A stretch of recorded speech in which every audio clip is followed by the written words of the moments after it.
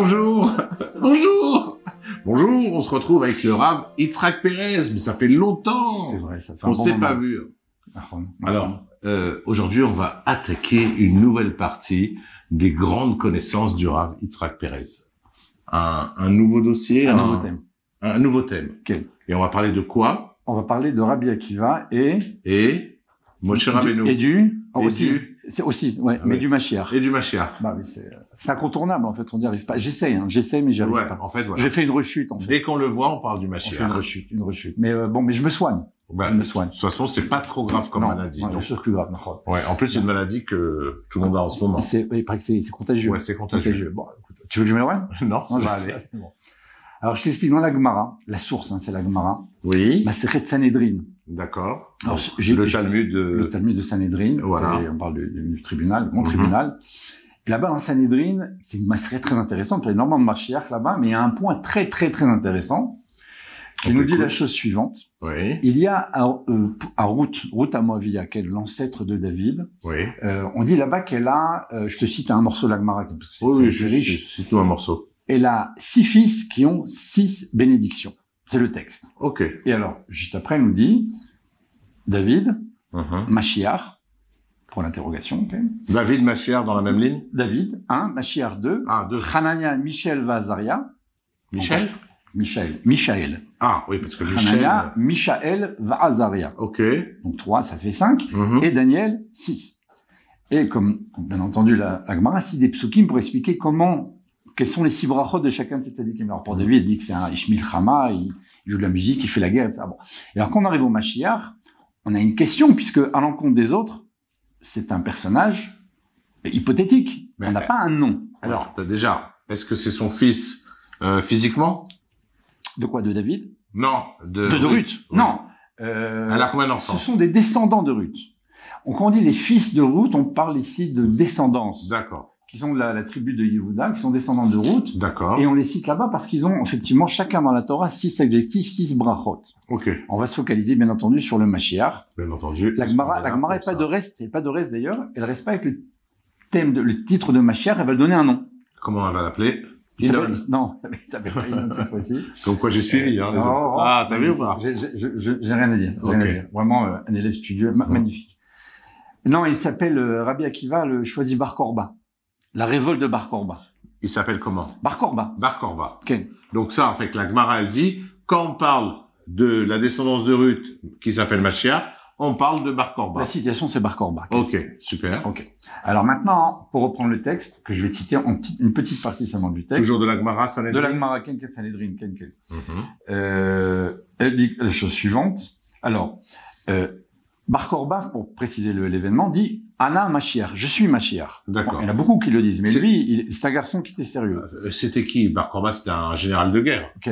Mais de la tribu de David. De la tribu de David. Il a cet élément-là déjà. Il est descendant de David, c'est après David? Ok. Et alors donc il dit la chose, je suis Mashiach, et Rabbi Akiva cautionne. Il dit oui, c'est lui le Mashiach. D'accord. Donc on a déjà un personnage important qui est Bar Korba. Et qui plus est, on a le Rambam dit, c'est un des grands Tana de l'époque, le Rambam qui cite cette Gemara dit, voilà, il ramène en référence ce texte avec certaines différences, mais il dit, oui, Rabbi Akiva qui était un grand Tana, a choisi Bar Korba comme Mashiach, a cautionné cette déclaration. C'est pas un faux Mashiach. Non, il était d'accord. Alors maintenant, sur ça, les sages disent, écoute, si ton candidat, donc qui est Bar Korba et Mashiach, il a 6 brachot. Il y a un texte. On l'a dit donc, précédemment. Donc, c'est quoi ces 6 brachot? Venachal avroach Adonai, roach chochma obina, roach etza ugvura, roach darat veirat Adonai. Ça fait 8?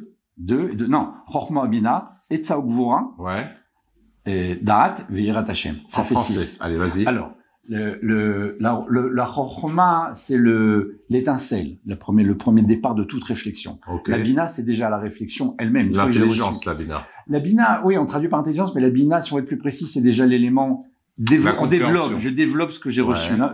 La vraka, on a ce qu'on appelle en grec, qui est le même mot eureka, il y a la petite ampoule. J'arrive sur la bina, je descends. Oui, c'est pas par hasard, c'est le même mot. Avraka, eureka, c'est la même chose. Le U et le V en grec. Donc j'ai la bina, c'est déjà le développement. Donc après on a etza ou gvura, etza c'est le conseil. Gvura c'est la gvura, la sévérité, en français. Da'at, c'est déjà le dernier élément qui vient après la Chokhma et la Bina, qu'on appelle en général la connaissance, mais c'est pas non plus la vraie traduction. La vraie traduction, c'est que le Da'at, justement, c'est important, on va le définir, c'est l'élément du lien entre l'intellect et les sentiments. Ok. Et le sixième? Et le sixième, c'est Yirat Hashem, la crainte de Dieu. La crainte de Dieu. D'accord. Ok. Il avait les 6. Il avait les 6. D'accord. Ah, de base. De base. Ça devrait être le cas. Ouais. Donc les sages disent, s'il a les 6, c'est lui. Amène-le nous, on va lui faire passer un examen. Ah ouais. C'est quoi l'examen? Eh bien, si ce garçon-là, il a les 6, il a donc ce ruach-là, qu'on appelle dans le verset qui suit, Varicho Beirat Hashem, il va sentir avec la crainte de Dieu. C'est pas sentir avec l'odorat, c'est sentir avec un sens profond qu'on analyse comme de l'odorat, qu'on met en parallèle avec l'odorat pour te dire, c'est fin. Okay, l'odorat, c'est l'élément le plus fin. D'ailleurs, je dis toujours, tu peux faire passer une vidéo, comme on est en train de le faire, une audio, si tu veux, une odeur, tu pourras jamais la faire passer. Exact. Ok. On n'a pas encore trouvé. Quoique Google travaille dessus. Ils y arriveront jamais. D'accord. Ok, je te le signe.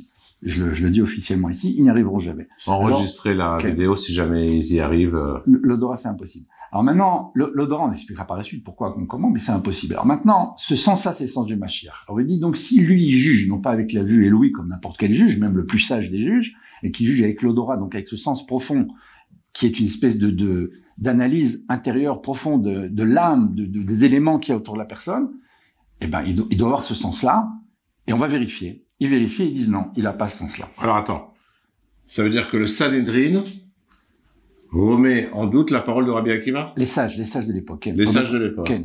Rabbi Akiva, c'était pas le summum. C'était pas le summum, mais c'était quasiment le summum, et ils reçoivent pas son message. Ok. Alors quelle est la fin, la conclusion de la Gemara ici, après qu'on a cité tout cela? Katlou, ils l'ont tué. Ah oui. Quoi? Ils l'ont tué. Mais il a rien demandé, lui, le pauvre. Il a dit, je suis Mashiach. Je termine. Les commentateurs disent là-bas, je te rassure. C'est la Gemara. Ouais. C'est pas les sages qui l'ont tué. C'est des goïms qui l'ont tué. Mais il suffit que les sages de l'époque mettent sur lui okay? Ils ont fermé, ils ont mis une épée sur il est condamné à mort. Ils l'ont pas touché, même pas un cheveu. Mais les sages disent, il est passif de la peine de mort. C'est fini, sa sanction était déjà tombée. Les goïms l'ont tué, on va dire, avec facilité, parce qu'ils l'ont déjà condamné à mort, même s'ils l'ont pas tué eux-mêmes. Ça, c'est l'élément, donc c'est le message. Là où je voulais en venir, on va développer ça au fur et à mesure, on va avoir d'autres vidéos encore. C'est un peu difficile, là. Je vais t'expliquer. Je vais te donner un exemple connu dans la Gemara, où on dit que Rabbi Akiva se promène avec d'autres sages, ils entendent les Romains qui font la fête. Histoire connue, les sages pleurent, Rabbi Akiva rit. Il lui demande pourquoi tu ris, il leur dit pourquoi vous pleurez. C'est un juif. Il pose une question, il répond par une question. Il dit on pleure parce que les Romains qui ont détruit le Beth Amikdash nous ont mis en exil, nous ont massacré. La liste elle est sans fin. Sont heureux, rigolent, ils kiffent. Et nous regarde. Alors Rabbi Akiva dit mais justement la même raison que vous pleurez, moi je ris. Pourquoi? Parce que Rabbi Akiva ne regarde pas l'instant présent. Il regarde le futur. Il dit, il y a une névoie qui dit que, alors la névoie prochaine, c'est, si les Ovrei Retsono, ceux qui font pas sa volonté, ils ont une telle joie. Alors, les Retsono à la il y a une prophétie qui dit que, et en fait, il a vu une des prophéties se réaliser. Et donc, c'est dit, donc, comme celle-là se réalisait, la bonne prophétie qui est la venue du Mashiach avec la construction du temple. La joie pour le peuple. Voilà, va se réaliser elle aussi. Donc, qu'est-ce qu'il dit? Il dit, mais moi, je ris pour les mêmes raisons qui fait que vous pleurez. Vous pleurez parce que vous voyez l'événement. Aujourd'hui. Oui, ce qui se passe maintenant, qui est dur. Moi, je regarde les événements à venir. Et l'événement à venir, c'est si les Ovrei Retsono, il y a de la joie, ceux qui sont contre sa volonté, il y a une telle joie. Les Osei Retsono alachat kama vekama, ceux qui font sa volonté à plus forte raison, Azima l'esrok pino, alors notre bouche se remplira de joie, etc. Donc, il dit non, on va recevoir beaucoup plus que ça. L'histoire suivante, et je reviendrai après notre Gemara, et sur ça on va terminer, l'histoire connue, Rabbi Akiva, sur les braises du Beth Amikdash, les Chachamim pleurent, Rabbi Akiva rit, pourquoi ris-tu, pourquoi pleurez-vous? Il dit, regarde, et puis le Beth Amikdash, tu ris. Il dit, oui, justement, si la prophétie de tel prophète dit que, alors la prophétie prochaine aussi va se réaliser dans le même élan, dans la même vision prophétique future. Il dit plus que ça, il dit si je n'avais pas vu la destruction du Beth Amikdash, j'aurais pas pu rire. Ce n'est que parce que le Beth Amikdash était détruit que je sais qu'il y aura reconstruction. Je suis dans la reconstruction, je suis pas dans la destruction. Revenons à notre histoire. Oui. Rabbi Akiva dit c'est Mashiach. Garçon très très sérieux, Rabbi Akiva. Si tu le dis, t'as une idée de la chose, c'est pas juste comme ça. Ce que les sages voient et ce que lui voit, c'est pas la même image. Ils voient l'image présente. Or, je vais te donner maintenant une référence dans les textes de Kabbalah, de Chassidut ou de différents commentateurs. Le verset qu'on a cité là, on a dit donc ces 6 adjectifs, ces 6 brachot-là font de lui un personnage qui juge avec l'odorat. Ce nom qui est donné ensuite au Mashiach, c'est ce qu'on appelle le Morach Vedaen. Je vais traduire. Celui qui sent, encore une fois, spirituellement, qui juge avec l'odorat, donc un sens très très fin, et qui juge après, mais qu'on appelle les chav zechut, toujours dans le bon sens. Pourquoi?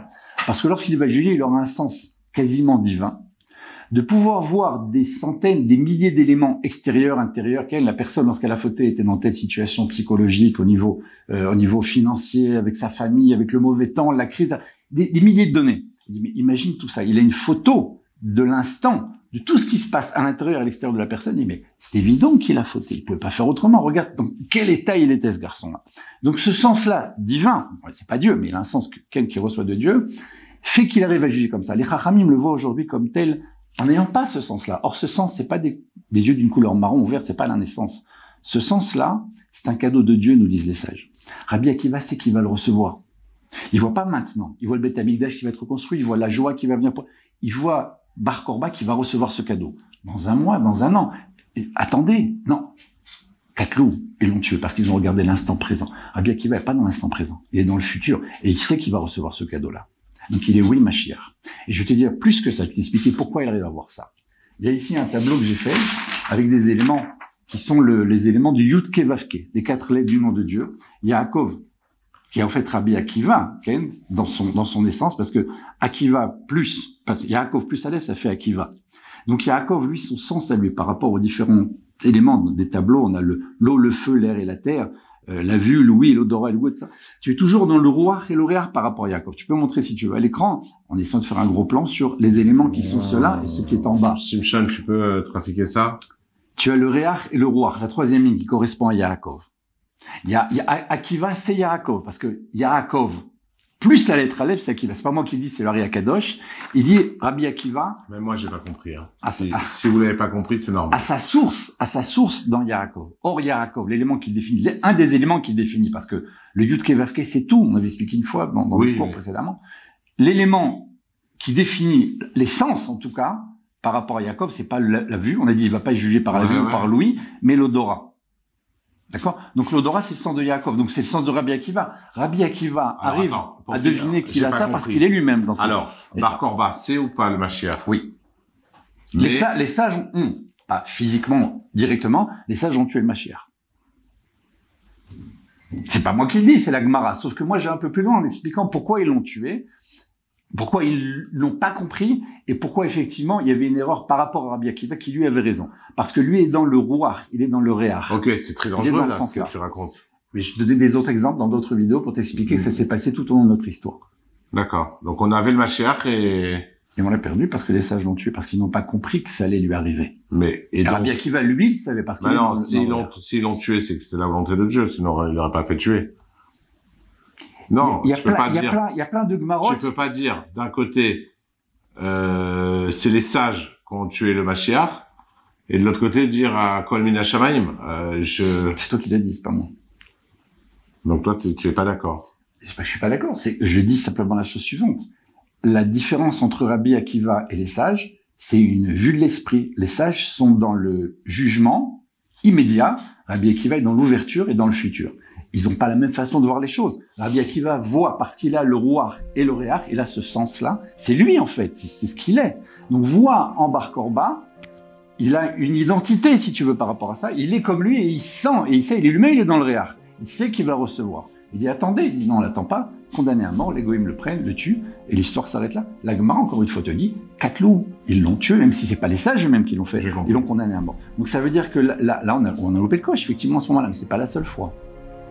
Ok, bon, on verra ça dans de prochaines émissions. Bezrat Hashem. À la prochaine. Voilà,